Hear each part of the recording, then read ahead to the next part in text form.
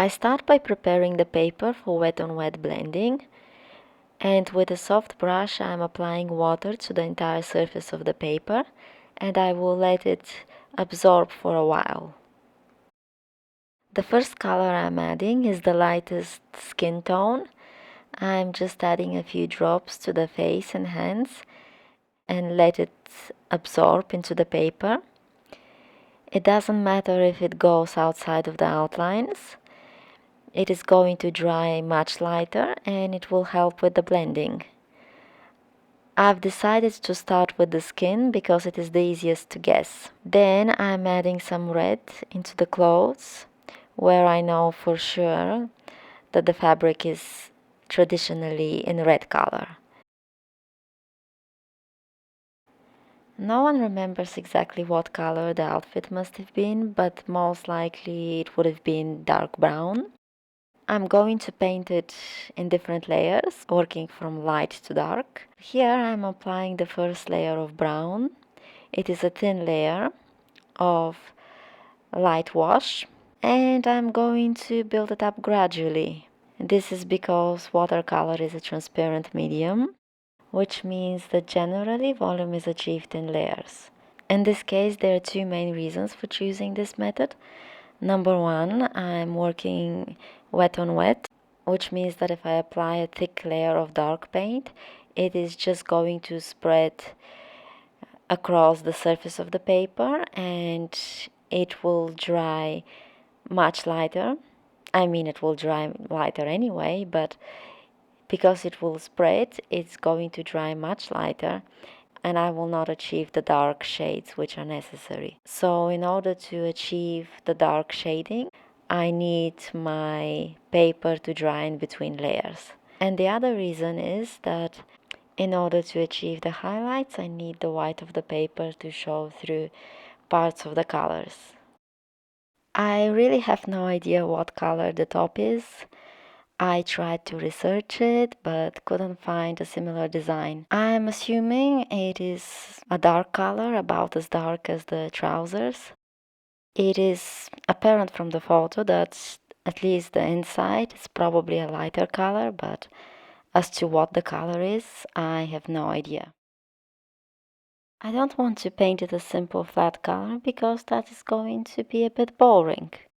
I might as well just add some color since I'm already using my imagination. So I decided to have a few shades of blue and green as well as brown. So I have started with some blue, as you have seen. That is the undertones, which I'm working wet on wet. And I've started with the lighter tones and I'm going to gradually add darker tones as I'm working along. Now I'm repeating the red. I'm adding more red. I also need to add more water because the paper has already dried and I won't be able to blend wet on wet unless I wet the paper again. And here I'm adding washes of water, really, a bit of blue and green, or rather turquoise, just to create a undertone of washes. Then I'm moving back to the trousers and I'm working on the darker areas now because the paint has already dried and I can work on the next layer. I'm adding a bit of black mixed with dark brown and I'm mostly applying it to where the inside of the folds are. It's not very clear. I'm just going to create brush strokes and let the brush strokes create the effect of the folds. I'm not going to be too focused on every detail because I don't think it's necessary and it's not going to add anything to the painting. I'm adding a bit of black, but remember it's going to dry lighter, so I will have to do another layer as I'm going along. It mixed with the blue on the top, and that's actually good because it's going to create a good blend and it will not look flat like a cutout shape. When I'm blending wet on wet, I am just dropping the paint with the tip of the brush into the wet paper, and I'm not brushing it across as I would do if I'm painting with a thicker medium, such as acrylics, for example. Here I'm adding a bit of dark over the top. While I'm still working on the lower part of the painting, I'm going to add a bit of brown to the background, more specifically the floor, because the curtain is going to be another color. The shoes are rather unusual. Normally they are light or dark brown because they're made of leather, but in this case they appear to be very light. In fact, they appear to be white like the shirt. Of course, the shirt has different decorations and patterns, but the fabric of the shirt is white, and the shoes, compared to everything else, are most definitely a very light color. I'm going to leave the paper white, and I'm just going to use light colors to shade around them. The method for painting the head is exactly the same. I'm working wet on wet, and I'm adding black and brown and blending them together. The photo is not very clear. The head appears quite flat. It is not very clear where the highlights and the shadows are, so I'm going to imagine them, judging based on where the highlights and the shadows appear on the face. I can get a good idea where the light source is coming from. Now I'm adding another layer of darks over the clothes. I'm going to be using brown, red, black, and blue mostly. And this is just to add an additional layer of dark color, because the clothes are going to be much darker than the surrounding areas.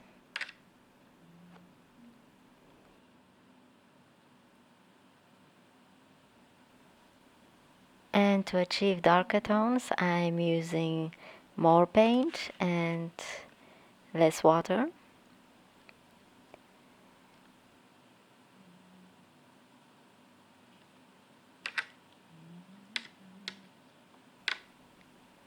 Now I'm working over the face and the hands.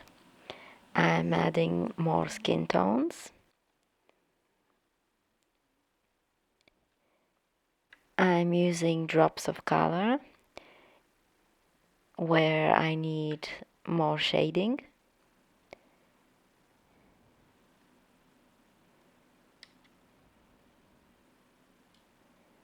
And just blend it in a little bit.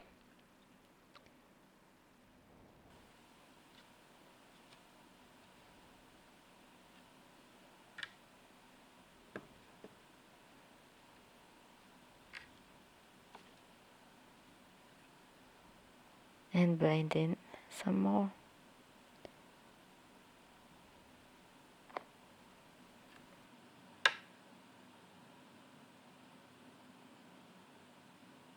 I'm just adding drops of color where the shade needs to be.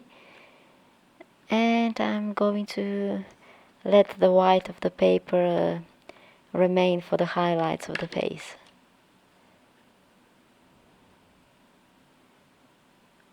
I'm still using the same light tone, but I will also add a bit of brown tones for the shades, as well as some cooler tones like purple.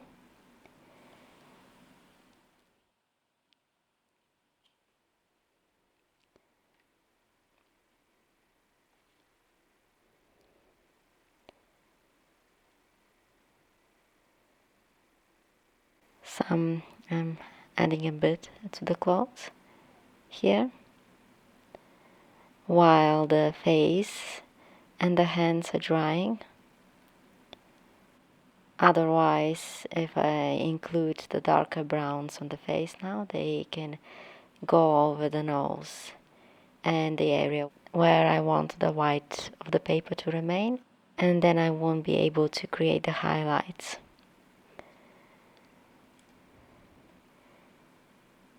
Using white as a color is generally okay. It may be considered mixed media if you use white paint or white ink, but that isn't really the reason why I don't want to use it. When we are painting light, we are actually creating an optical illusion. The light isn't there, but the viewer interprets the highlights when looking at the painting. And in order to successfully create the illusion of light, we need some consistency in our method. If the chosen method is the white of the paper, then it is good to remain consistent. If the chosen method is thick, opaque white paint, then it is good to be consistent with this method. But if there is a mix of white paint and white of the paper showing through, it is going to get confusing. Now this is the easiest part of the painting because I don't really need to guess what color the log is. I'm just going to use brown tones. I started by adding water to paper again because it was dry, and I'm working from light to dark again. First I start wet on wet, and once it dries I'm going to add transparent layers. I'm going to add additional layers like I did with everything else.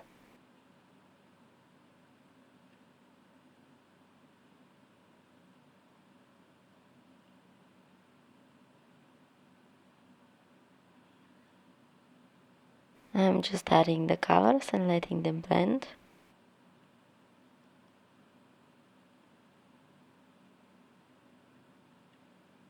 I'm guiding them a little bit.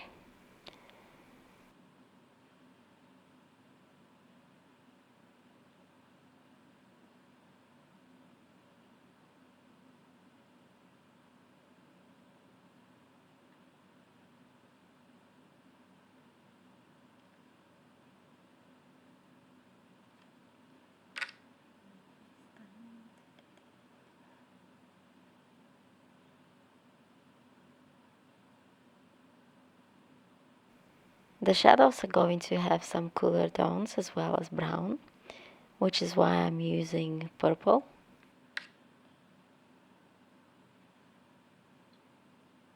This is the shadow behind on the floor. It is not yet the curtain. And the wall, for the curtain I'm going to use another color. This is still the shade on the floor.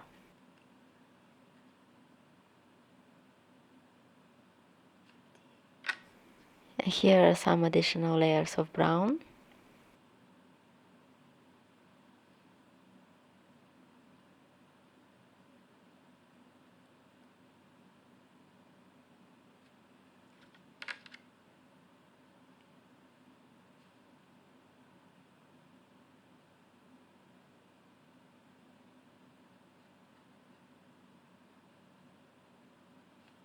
And after I'm done with the brown, I'm going to prepare the background.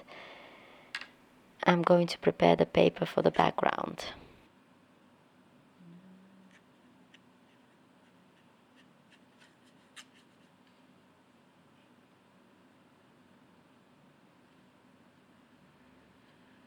I'm starting with a bit of clean water and some purple, which I'm dropping onto the wet paper. I'm going to let it go over the outline into the shirt a little bit. That is because it will create the shade. The shade of the white fabric is going to be cooler tones that are off-white. I'm not going to use gray. I'm going to use purple and blue and just very light washes. The reason why I'm choosing to paint the curtain in purple and blue tones is because normally in a photo studio the background is made up of cool backdrop, and of course I don't know what kind of a backdrop was used in the 60s. But in general, the reason why backdrops are normally a cooler color is because cooler tones recede, unlike red, for example, which stands out. And of course, the purpose of a backdrop is to create the background. It is not to be the main focus of the photo. The main focus of the photo needs to be the subject or the object. Although I don't know what kind of color the curtain would have been, considering that black and white photography was used. If I'm going to paint it in color, I wouldn't want the background to stand out, and that is why I'm not selecting very bright red colors. And instead I'm aiming for cooler and more relaxing tones, which look a bit dark now, and this is the darkest part of the background, but of course they will dry much lighter.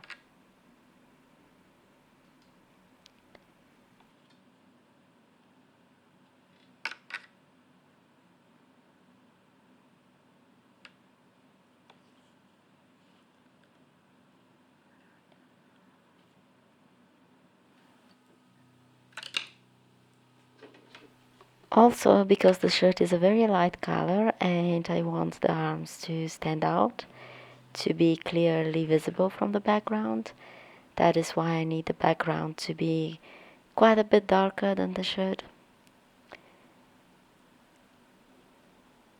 The way to do this in watercolor is to paint the negative shape, which would be in this case the background, and leave the color of the paper and the thin washes of color over it where I need to show the sleeves.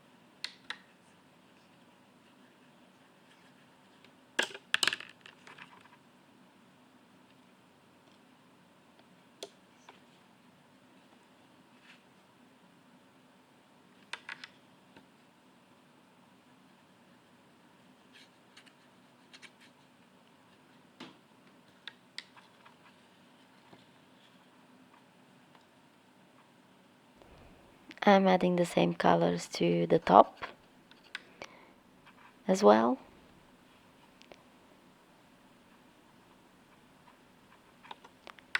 Using mostly blue.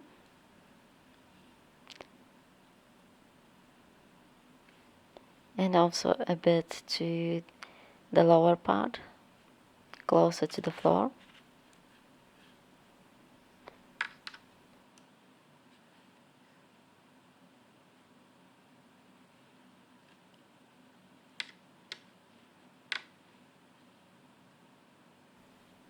While the background is drying, I'm moving on to the details of the face. And because this paper is very small size, in fact it is a bit too small for a portrait, it is quite difficult to paint. It would be ideal to be a bit bigger, and I'm definitely going to paint a bigger version some other time. I wasn't expecting to be painting a miniature, but at least I have enough experience.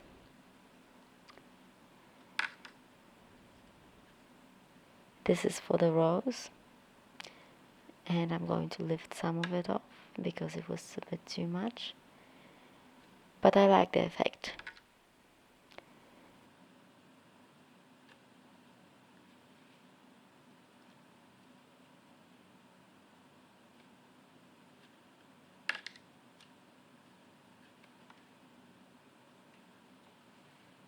I really like the effects of the paint. I'm definitely going to do a bigger version, whether it's going to be this particular photo or another one. It's definitely something worth exploring further.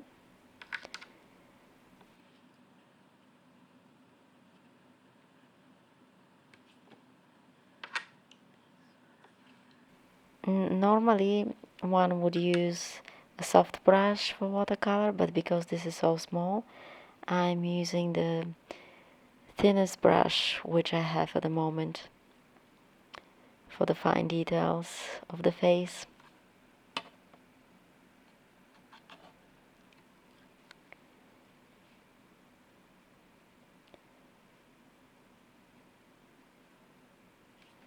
I'm showing the basics of it in the video. However, I did complete the painting once I stopped recording. If the painting isn't difficult enough, having the camera obstructing my view doesn't help much.